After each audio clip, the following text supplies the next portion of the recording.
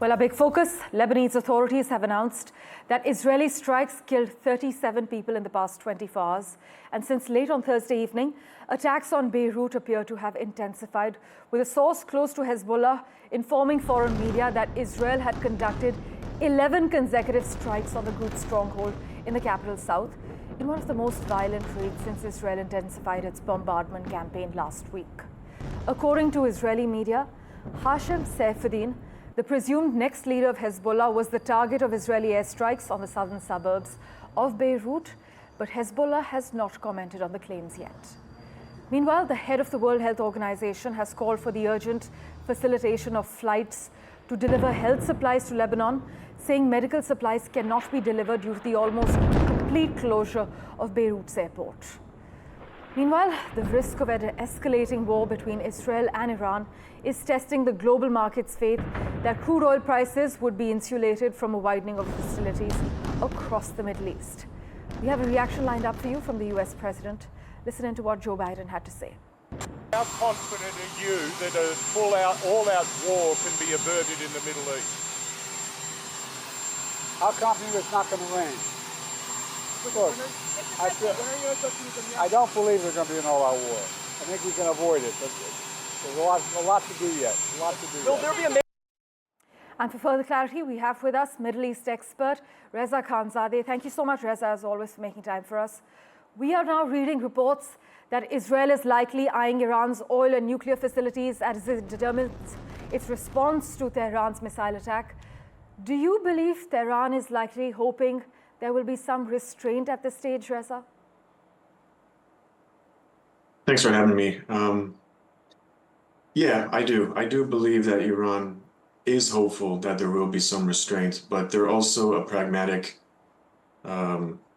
regime. The Islamic Republic is very pragmatic, and they understand the actors at play, and they do understand Israel and Prime Minister Benjamin Netanyahu, and what kind of strategy he's been trying to piece together for the entirety of his political career, which has been to dismantle, if not destroy, Iran's nuclear facilities, which are in Natanz, Isfahan, Tehran, and many miles underground, under mountains.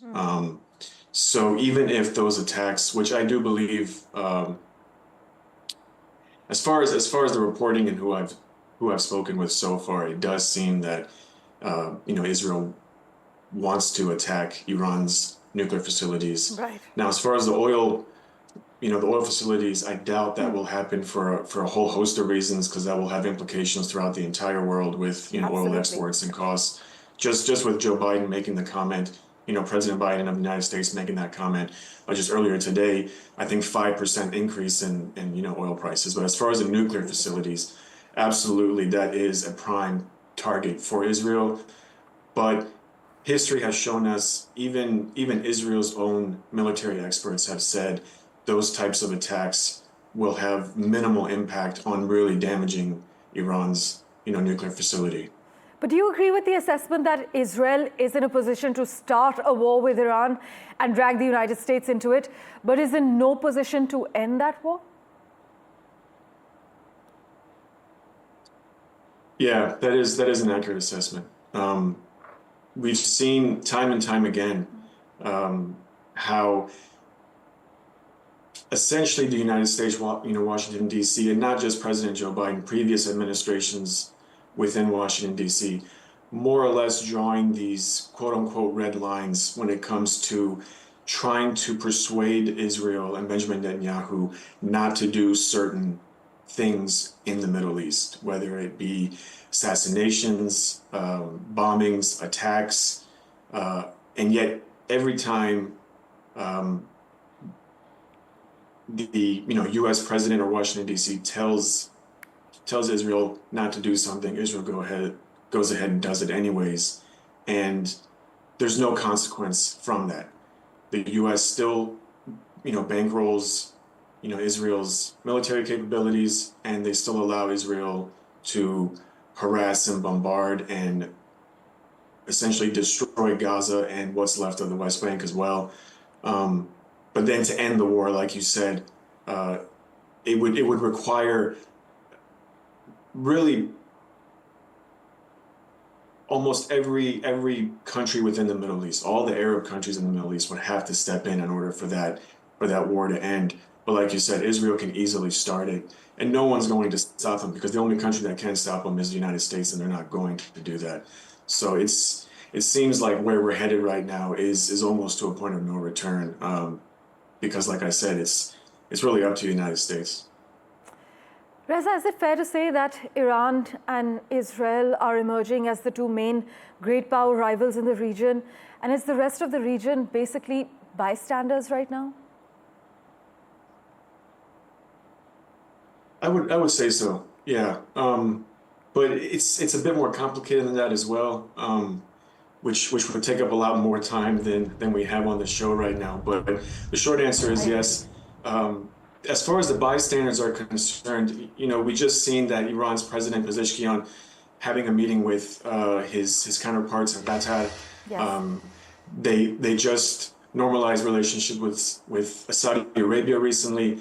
So even though we may consider these Gulf and Arab states bystanders, they still play a significant role in trying to de-escalate this tension between these two, I guess, superpowers, if you want to call them, within the region. But essentially, if you take away the just blind support from Washington, D.C. away from Israel, Israel is not a superpower in that region. It's really the United States. But having that tension there and having those, quote unquote, bystanders, especially those countries that are considered the flyover countries, right? The countries in between, geographically in between Israel and Iran, because as these two nations, as Israel and Iran continue to bomb each other, they have to fly those projectiles and missiles and ballistic missiles and drones and what have you over these sovereign airspaces, which is Iraq and Jordan and Lebanon and I think parts of Syria as well. So they're not really just bystanders, but at the moment they're kind of playing both sides, if you will, because genuinely no one in the Middle East, probably other than Benjamin Netanyahu, wants a war in this region. Absolutely, that's something we've been hearing as well from many analysts like you. But thank you so much, Reza, for joining us with your viewpoint and your perspective. We will, of course, revert to you for regular updates regarding this escalating conflict. As we touched upon it briefly, Joe Biden has said that his administration has been discussing possible Israeli plans to attack Iran's oil industry in retaliation for the Iranian ballistic missile attack on Tuesday.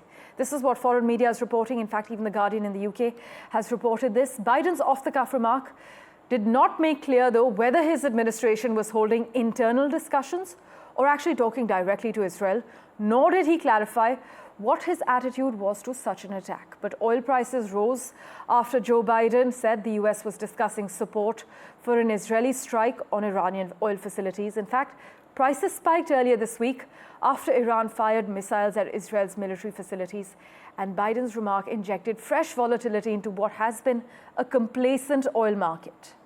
Nonetheless, at a time of high tension across the Middle East, this comment has triggered not just a spike in global oil prices, but it's also sort of got analysts thinking about the potential damaging effects on his Vice President Kamala Harris's campaign for the presidential election just over a month away.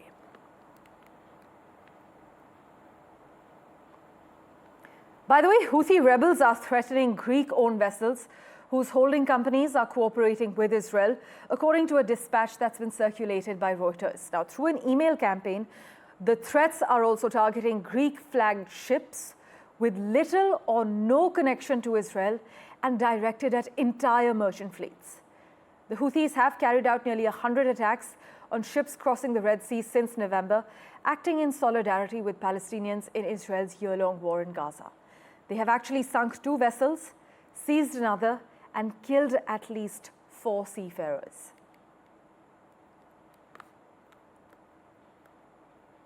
Now, while talking exclusively with NDTV about the recent tensions in West Asia, US political scientist Ian Bremmer says that Iran is virtually friendless on the global stage.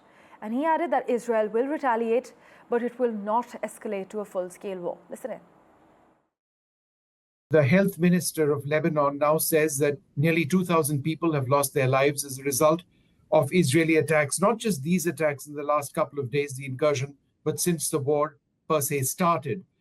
Is there a potential of this really getting out of hand in terms of loss of life in Lebanon? We also have heard about 1.2 million have been displaced in Lebanon. That's compared to 60,000 that have been displaced in Israel. And what that tells you is there are extraordinary military asymmetries in defense capabilities, offense capabilities, intelligence, and of course, technology. So, I mean, Israel's capacity, we'd heard for a very long time that Hezbollah is by far the most capable non-state military actor in the world. And of course, Iran's most important and capable proxy in the region, helping to ensure Iranian deterrence vis-a-vis Israel. That just clearly has not had an impact in terms of either deterring Israel from its ground invasion or in being able to strike Israel back. And I think it's very interesting to note that Iran's response to the Israeli assassination of Hamas's political leader in Tehran, the Iranians are not saying very much at all about Israel's ground war in Lebanon, not saying much at all about the strikes, the espionage, very effective against the pagers and the walkie-talkies, not saying very much about the assassination of Hassan Nasrallah, Lebanon's leader. So when you say, can it get out of hand? I mean, certainly you can imagine a lot of humanitarian damage to the Lebanese people, to the Lebanese economy. But I mean, short of a war between Iran, Israel, and the United States, Lebanon versus Israel, there's not likely to be much direct impact of it beyond the suffering of the Lebanese. In other news, Commerce and Industry Minister Piyush Goyal has held a series of meetings with US business leaders in New York to seek investments in India. He met the Chief Operating Officer of BlackRock, the Chairman and CEO of Systems Technology Group, also the CEO of Tillman Holdings and the Chief Executive Officer of C4V. During these meetings, we are told Mr. Goyal discussed opportunities for collaboration to position India as a global manufacturing hub and invited these investors to increase their commercial and trade footprints in India. Well, let's turn our attention now to Libya. Well, state-run oil company in Libya has said it is restarting full oil production almost 2 months after shutting down operations in 2 of its major fields amid a political crisis. Libya actually produces more than 1.2 million barrels of oil per day, and Sharara is the country's largest field, producing up to 3 lakh barrels per day. The oil-rich country has been in political turmoil since the NATO-backed uprising toppled and killed longtime dictator Muammar Gaddafi back in 2011. But since then, Libya has been split between rival administrations in the east and the west, each backed by militias and foreign governments.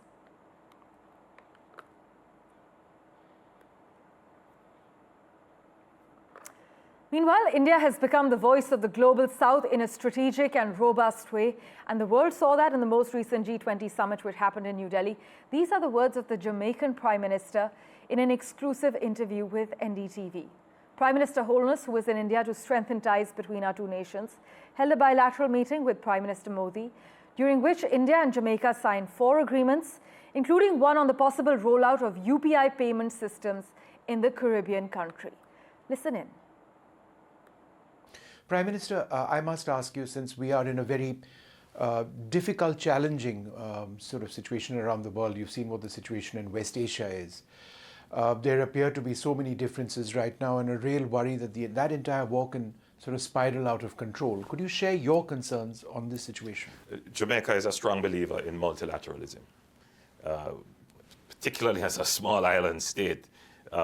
We wouldn't be able to survive without a multilateral system that is built upon the pursuit of peace and respecting the sovereign borders of nations, and indeed the fraternity and humanity of living in a world where everyone can be respected. Prime Minister, India seems to have taken a fairly major role with regard to the other war, which is Russia and Ukraine. Prime Minister Modi has reached out to Moscow, has reached out to Kiev. And, you know, we are at this stage friends of Tehran, we are friends of Tel Aviv as well. And of course, a voice of the global south. Do you believe a country like India can have a potential role in being perhaps a communicator to bring together divergent views? You've said it. India has taken on, in a very strategic way, but in a very robust way, the voice of the global south. And we saw that in the G20, which India hosted recently, and in its theme, One Earth, One People. I think India, Prime Minister Modi in particular, has played that role. And it is very important that there is a large country with significant resources that can stand in the halls of power and represent the global south. And I think India is well placed to do that and has been doing that.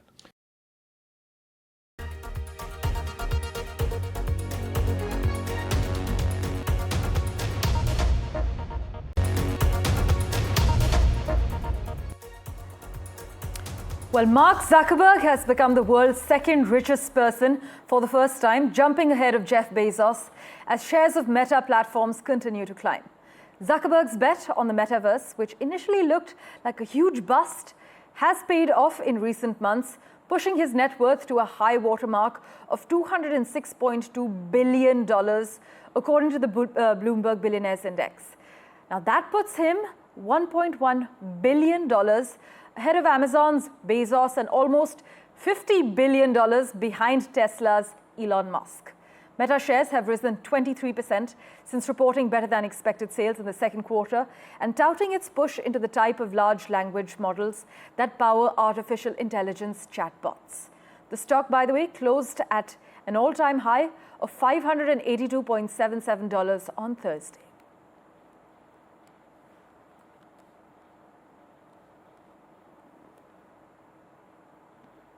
In other news, the United Kingdom has announced it is giving up sovereignty of the Chagos Islands to Mauritius in a deal that will secure the future of a key U.S. military base on the atoll of Diego Garcia, while allowing islanders displaced for the past 5 decades a right of return.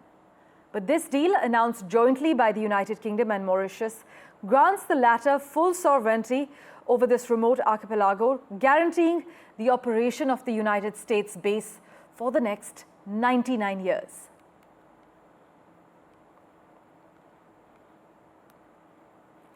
Meanwhile, former U.S. Treasury Secretary Larry Summers spoke to NDTV on the West Asia conflict, the economic impact of war, as well as India's growth story. Here's a snippet. Listen in. Speaking about the American-Indian relationship, one of the biggest highlights in the last couple of weeks, in fact a week or so, has been the semiconductor technical collaboration. Right now it is for national security, but does it open up floodgates for greater tech collaboration, more for startup sector for India? I think India has enormous capacity with respect to all things digital.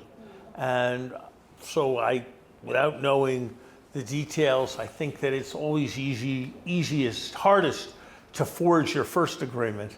And so having forged this agreement, I think there will be more that will build on it. And certainly whether it is reaching Indian consumers all over India, or whether it is producing data centers that can be used as a basis for global industries, I think IT opens enormous potential for India.